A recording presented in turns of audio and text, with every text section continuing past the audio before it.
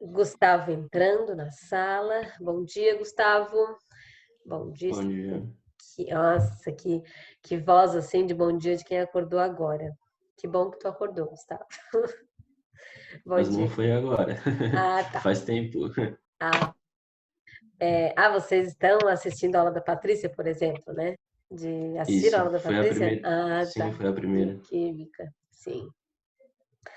Então vamos lá, queridos. O que temos para hoje é a terceira fase do romantismo. Como eu falei para vocês, eu fiz uma divisão um tanto diferente da, do que a apostila de vocês traz, porque faz aí uma divisão entre prosa e poesia e eu prefiro analisar fase a fase, primeira fase, segunda fase, terceira fase. Tá? E nas duas aulas anteriores, eu mandei primeira fase, segunda fase, terceira fase, que é o que a gente precisa saber para o vestibular. Romantismo é, sim, uma das escolas mais trabalhadas nos vestibulares, uma das escolas mais cobradas nos vestibulares, fundamentalmente no Enem e na CAF, tá? Barroco, romantismo, modernismo. Por que romantismo e modernismo? Porque as duas escolas têm 3 fases. Então, eles vão misturar as fases, de certeza, e misturando as fases, eles vão dar aí vão ter um problema, vão dar um problema para vocês resolverem. Por que eu gosto de, quando ministro aulas sobre romantismo e modernismo, fazer essa divisão de fases, primeira, segunda, terceira fase de cada movimento? Porque, Juninho, porque justamente a gente precisa saber quais são as principais características de cada fase, em função de eles misturarem tudo no vestibular, e isso aí que vai pegar vocês, se vocês não estiverem atentos. Beleza? Vamos lá? Vou abrir então aqui meu Power. Meu Power, cadê? Vocês podem imaginar quantas pastinhas tem aqui no meu computador? Conseguem imaginar? Romantismo, terceira geração do romantismo.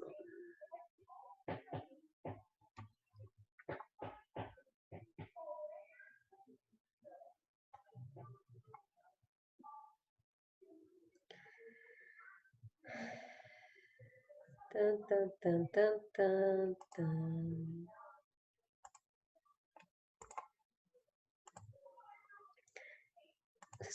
Estão conseguindo ver os meus slides? Então? Agora sim. Sim. Ótimo. Opa. Vamos lá. Eu sou a professora Bruna Américo, professora de literatura, para quem não me conhece. Vamos lá. Romantismo de 1840 a 1880 no Brasil, tá? Há quem diga que vai até 1870, mas a gente tem aí um cenário que se desenrola um pouco além de 1870. A gente nunca pode esquecer que o romantismo se deu numa época, isso a gente já falou nas aulas anteriores, mas é sempre bom lembrar, que o romantismo começou no Brasil numa época aí, pós-independência. 1822, a gente tem aí a proclamação da independência do Brasil. E essa proclamação da independência do Brasil vai trazer um sentimento muito forte de nacionalismo. Não, nós somos agora uma nação, então a gente precisa fazer uma arte que seja fundamentalmente brasileira. E esse na verdade, esse é o estopim aí do movimento romântico no Brasil, tá? Como qualquer outra escola literária, oposição ao que vem anterior, né? O tal das linhas que se vão e voltam, então o zigue-zague lá, que eu sempre digo a vocês. Temos aí a oposição ao clássico, valorização de liberdade de expressão, aí o abandono meio de versos milimétricos lá, que usam muita rima, muita métrica e tal. A crítica social, que vai centrar fundamentalmente agora nessa última parte do romantismo, que é a terceira geração, tá?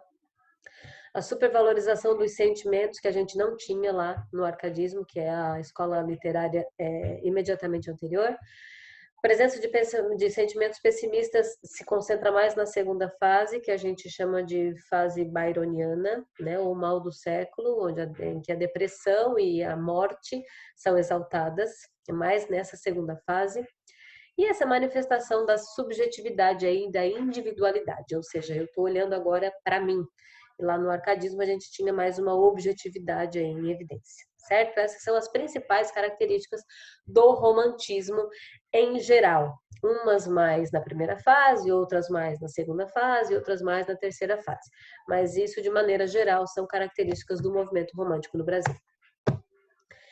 Então, aí, 3 gerações. Primeira geração, indianista ou nacionalista, que dura em torno de 10 anos, e quando a gente fala de literatura ou qualquer movimento artístico, qualquer movimento artístico, a gente não tem aí uma data estanque, né?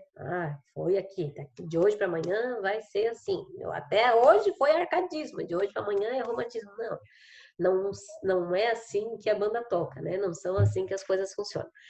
Então, a gente tem que pensar, e por volta de 1840, 18 anos depois da proclamação da independência, a gente tem aí o início do movimento romântico no Brasil. Com esse forte sentimento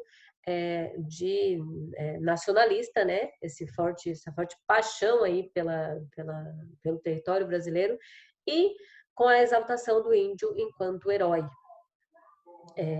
que era um nativo, enfim. Segunda geração, a gente chama de geração ultrarromântica, ou mal do século, ou byroniana, porque teve influências de Lord Byron, que dura aí também por volta de 10 anos, de 1950 aproximadamente até aproximadamente 1860. E agora a nossa terceira geração, a geração condoreira. E essa geração tem uma característica um pouco mais marcante e um tanto diferente em relação às outras fases, às outras gerações do romantismo. Porque ela é uma poesia de caráter social. Por que de caráter social? Porque enquanto a gente tem uma idealização muito grande, lá na primeira e segunda geração do romantismo, uma idealização de mulher, o nome próprio já diz, a gente já sugere, né, que é romântico, ou seja, tem um ideal de alguma coisa. Aqui na terceira geração, eu vou estar com um pé no realismo já. Então, o que vai acontecer? Essa poesia de caráter social vai trazer denúncias de algumas coisas que estariam acontecendo nesse momento no Brasil. Não se esqueçam de que aqui, vai de 1860 até 1880. E 1889, eu tenho a abolição da escravatura no Brasil. 88. Me ajudem. Um é independente, um é a República e outro é a abolição da escravatura. Me ajudem, agora me deu branco. Alô?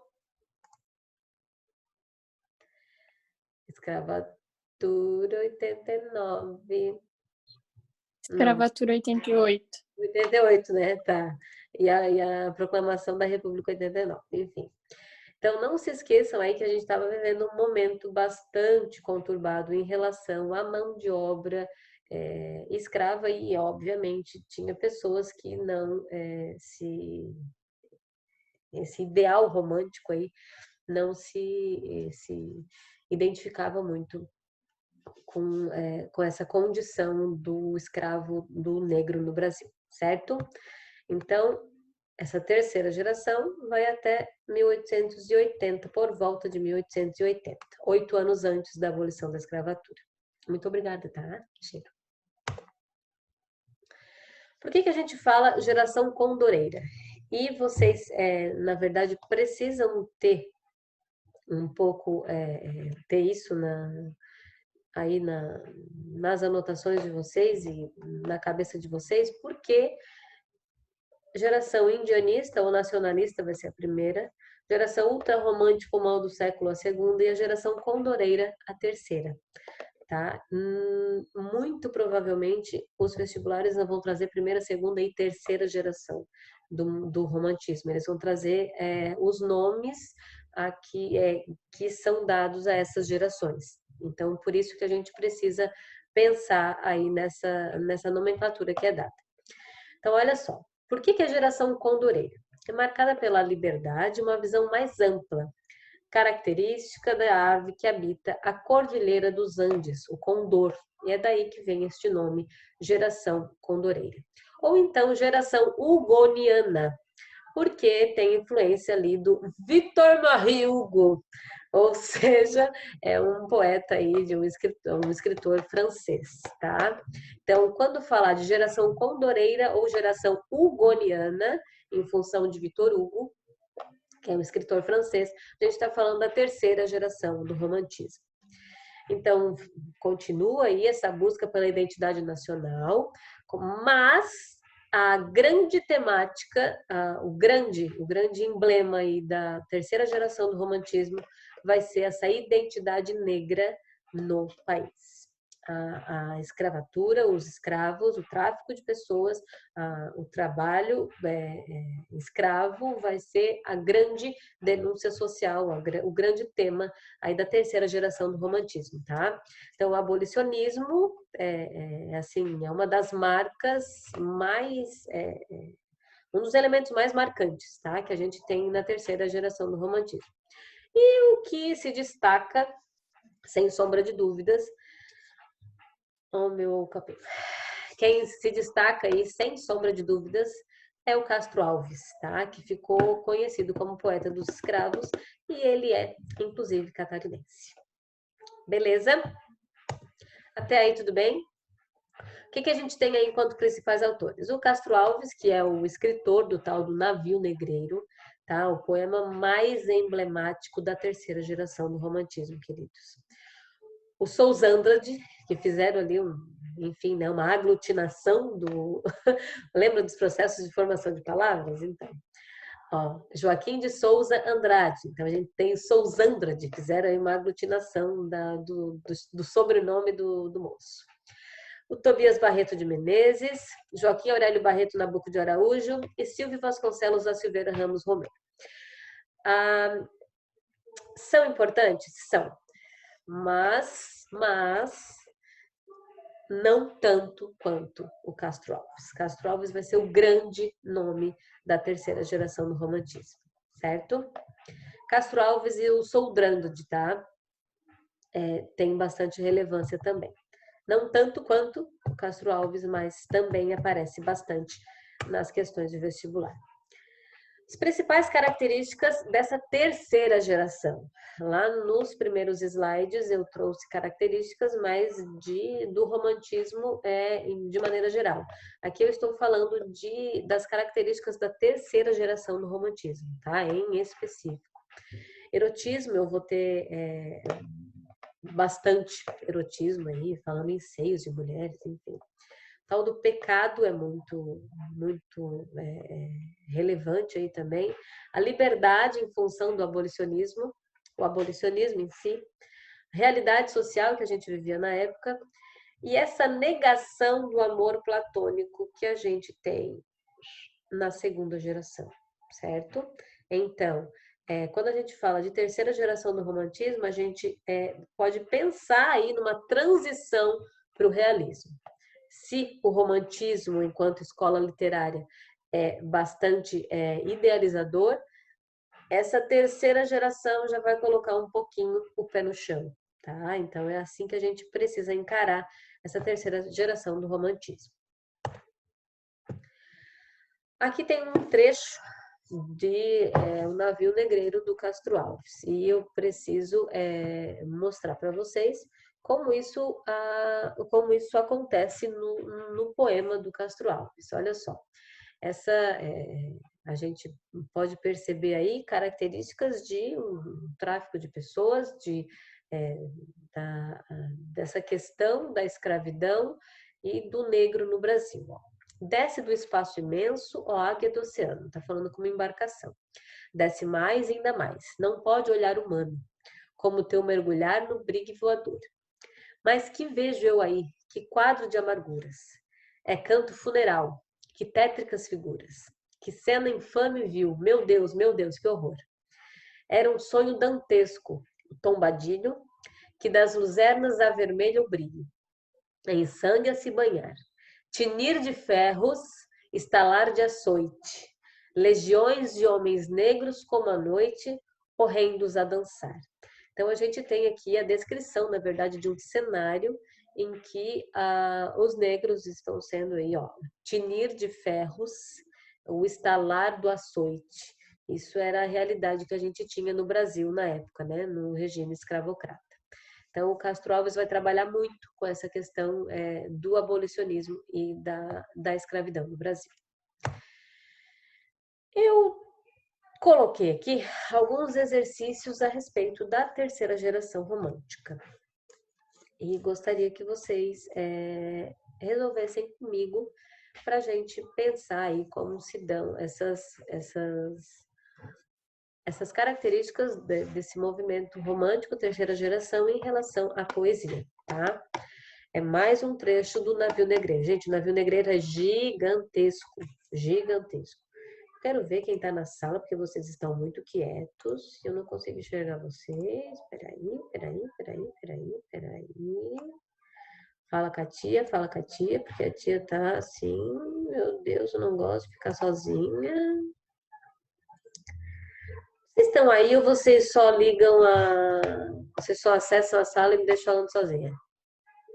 Estamos aqui. Eu tô aqui. Deixei só ligado mesmo. Eu não tô aqui. Nossa. Tá. Bem tudo, amigos. Estava com saudade do meu copo laranja. Eu tinha deixado aqui. Então vamos lá. Vamos lá, amores. Só para... Sabe aquela prova de vida que os velhinhos têm que fazer de vez em quando no banco para ter a certeza, para o governo ter certeza de que ninguém está recebendo o aposento? Então, é mais ou menos isso que eu faço com vocês. Essa prova de vida, para ver se vocês estão aí mesmo de verdade. Leia o fragmento do poema Navio Negreiro, de Castro Alves. Senhor Deus dos desgraçados, dizei-me vós, Senhor Deus, se é loucura, se é verdade, tanto horror perante os céus. Ó mar, por que não apagas com a esponja de tuas vagas, de teu manto este borrão? Astros, noite, tempestades, rolai das imensidades, varrei os mares, tufão. Quem são estes desgraçados que não encontram em vós mais que o rir calmo da turba, que excita a fúria do algoz? Quem são, se a estrela se cala, se a vaga a pressa resvala, como um cúmplice fugaz perante a noite confusa? Dize tu, severa musa, libérrima, audaz, são os filhos do deserto, onde a terra expôs a luz, onde voa em campo aberto a tribo dos homens nus. São os guerreiros ousados que com os tigres mosqueados combatem a solidão. Homens simples, fortes, bravos, hoje míseros escravos, sem ar, sem luz, sem razão. Tá, pode bater palma. Abram, aí. A gente vai, anda uma vez, abre aí, ó. E bate palma pra tia, porque a tia, pô, nossa, gente. Me puxei para fazer aí uma declaração de um poema e vocês nem para bater palma, né? Poxa. Obrigada. Muito obrigada pelas palmas. Pode ser assim também, se vocês não quiserem fazer barulho. Ótimo. Heloísa, tu não vai bater palma para mim, é? Tá bom, então. Eu adoro esse joinha, Arinhos. Adoro. Vamos lá. A questão diz assim, ó. É de V ou F. Essa questão é da UDESC, tá, gente? Assinale V para verdadeira e F para falsa. A temática social abordada por Castro Alves é explicitada na denúncia dos horrores da escravidão e na luta pela sua abolição. Ok, certamente Ó, verdadeira. Temática social do Castro Alves é fundamentalmente escravidão e abolicionismo, tá? Segunda opção, o uso de exclamações, apóstrofes, e apóstrofes aqui a gente pode trocar por vocativos, tá? Esse chamamento. E verbos no imperativo são recursos estilísticos que dão ao poema um elevado tom eloquente. Exatamente o que eu fiz aqui para declamar o poema para vocês. A gente tem muitas exclamações, várias exclamações. A gente tem muitos Senhor Deus dos desgraçados, um vocativo. Dizei-me, Senhor Deus, outro vocativo. Ó mar, outro vocativo. Astros, noite, tempestades, rolar das imensidades, barreiros, mares, tufão. Só aqui na primeira estrofe a gente tem 1 milhão de vocativos. Essas apóstrofes que são trabalhadas nos poemas. Então, esta aqui, com certeza, também é uma verdadeira. V e V temos por enquanto. Ou seja, estamos entre D e E. Terceira, pode-se encontrar no texto inspiração nos modelos clássicos. Exaltação constante à simplicidade da vida e ao lirismo amoroso. É tudo que a gente não encontra no texto, né? Então, não tem nada de inspiração nos modelos clássicos, mesmo porque o romantismo vai se opor absurdamente aos modelos clássicos de Grécia e Roma. Não esqueçam que o romantismo vem logo depois do arcadismo, que é já o neoclassicismo, essa retomada dos valores clássicos, beleza? Navio Negreiro, um dos poemas mais significativos do romantismo brasileiro, é marcado por conflitos, por contradições, visões de mundo opostas, teocentrismo versus antropocentrismo, entre outras. Queridos, isso é uma característica do barroco. Essa luta e esse conflito entre teocentrismo e antropocentrismo, entre pecado e vida eterna, enfim, essa dualidade, esse conflito é uma característica do barroco e não do romantismo. Então, nós temos VV, FF, alternativa D, é a nossa alternativa correta. Beleza? Algum problema até aí? Tudo certo? Respondam. Tudo certo. Ok. Tudo certo. V para as verdadeiras e F para as falsas, novamente. A. O eu lírico expressa um sentimento de revolta à escravidão e ao tráfico dos seres humanos. Sim, né? Ó, vou voltar lá no poema. Papapá, papapá. Rolai das imensidades, varrei dos mares tufão. Quem são esses desgraçados que não encontram em vós? Papapá, papapá. Então tem toda aí uma revolta em torno da escravidão e ao tráfico de seres humanos, né? Há uma crítica ao comportamento submisso dos escravos. Isso a gente não pode tirar do poema. Não tem nada de crítica ao comportamento submisso, muito pelo contrário, ao sistema escravocrata que fazia de pessoas negras escravas, certo? Então, a gente não pode perceber no poema essa crítica ao comportamento submisso, porque eles eram obrigados, né, na verdade, a se comportarem desse jeito.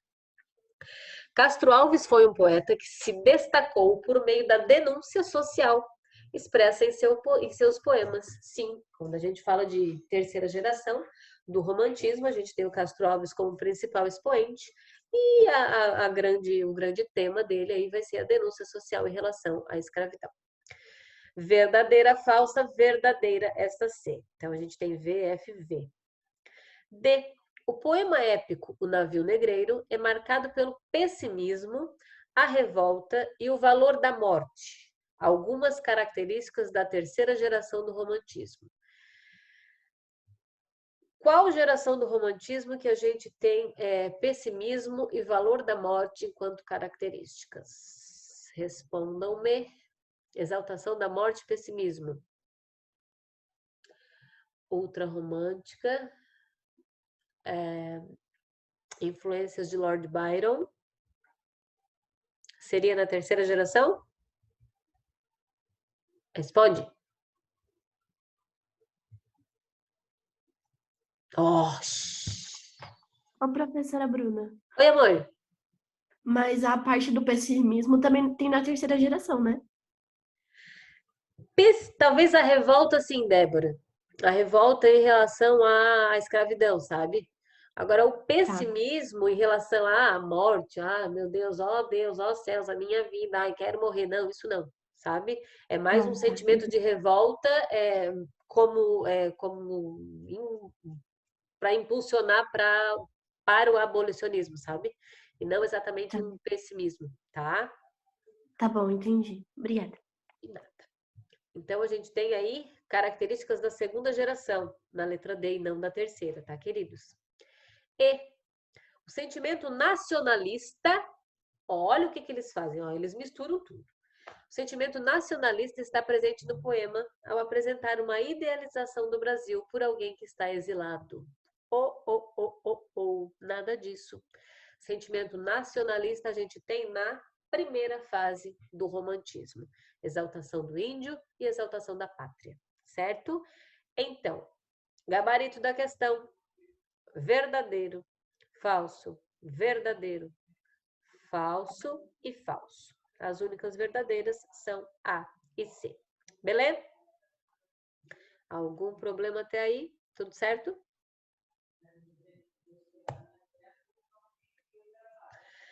Questão número 3. Quebraram-se as cadeias, é livre a terra inteira. A humanidade marcha com a Bíblia por bandeira. São livres os escravos, quero empunhar a lira.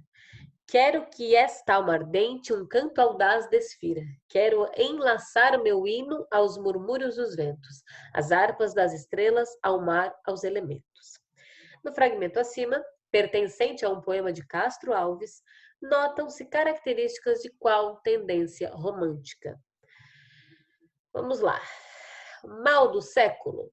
Quando a gente começa a ler o poema, ó, quebraram-se as cadeias, é livre a terra inteira. A gente já está tratando de um sentimento aí de abolicionismo, certo? Então, mal do século, segunda geração? Não. Bucolismo, nem pensar. Bucolismo é arcadismo, gente. É essa interação com a natureza, tá? Poesia condoreira, sim, que é essa denúncia social que a gente tem na terceira geração do romantismo. Nacionalismo é a primeira geração e indianismo, a primeira geração. Então, nosso gabarito é C. Sobre o condoreirismo, é incorreto afirmar. E o que a gente faz com essas palavras, que a CAF adora? Incorreto, a gente vai lá e risca. Vai lá e destaca, assim, da forma mais escandalosa possível. Vamos lá. Seu principal representante foi Castro Alves. Até aqui, ok, então essa é certa. O primeiro grande poeta social brasileiro. Embora tenha sido um poeta engajado, Castro Alves soube conciliar as ideias de reforma social com os procedimentos específicos da poesia, evitando assim que sua obra fosse apenas um mero panfleto político. Na verdade, quando se fala de panfleto político, é que depois do modernismo a gente vai ver que as obras modernistas têm mais essa característica. Não, denúncia social, denúncia social, denúncia social. E vão quebrar completamente com a poesia em si, essa estrutura poética que a gente tem. O Castro Alves mescla um pouco das duas coisas, denúncia social com essa construção da poesia. Então, essa está correta, não seria a nossa alternativa, porque nós estamos procurando a alternativa errada, incorreta. B. O condoreirismo, também chamado de corrente hugoana, ó, aqui vocês percebem a influência do Victor Hugo, ó, alusão ao escritor francês Victor Hugo, encontrou vários adeptos no Brasil, como Castro Alves, Pedro Luiz, Pedro Casalans e Souzandrade. Souzandrade a gente sabe que é. Se não soubéssemos que esse Pedro Luiz e o Pedro Casalans também são poetas de terceira geração do romantismo, a gente marcaria ali como possível incorreta, né? Como possível resposta. Mas vamos adiante. C. A principal preocupação da poesia condoreira foi a defesa dos oprimidos socialmente, os operários das indústrias e os camponeses. E aqui a gente tem um problema. Obviamente, essa aqui é incorreta, por quê? Porque a poesia condoreira se preocupa fundamentalmente com negros, escravidão no Brasil, certo? A gente nem tem, na verdade, operários das indústrias ainda aqui. A gente tem aí um contexto histórico em que os negros são escravizados. Lembre-se que esse período é pré-abolicionista, tá? Então, obviamente, a nossa resposta certa, ou seja, a resposta errada, né, que é o que o enunciado está pedindo, é a alternativa C. A poesia condoreira estabeleceu um interessante contraponto com a poesia ufanista, que é essa exaltação da pátria idealista realizada na primeira fase romântica, ressaltando os aspectos negativos do país, como a escravidão dos negros. Exatamente o que a gente estava estudando até agora. Vamos ver como estamos de horário. Queridos, terminou o nosso horário. Aí está o gabarito da nossa... eu vou, depois vocês podem olhar certinho essa questão, número 5. E aqui está o gabarito dos exercícios de fixação da apostila de vocês, da aula 10, e o gabarito das nossas questões trabalhadas agora em aula, certo? Beleza? Saudade de vocês. Espero que isso tudo passe logo, que a gente volte a se encontrar. Eu quero abraçar, beijar, beijar, beijar, beijar, beijar vocês, assim, igual uma coisa louca. Beijo. Beijo, beijo. Até semana que vem, tá? Tchau, professora. Até. Beijo. Tchau.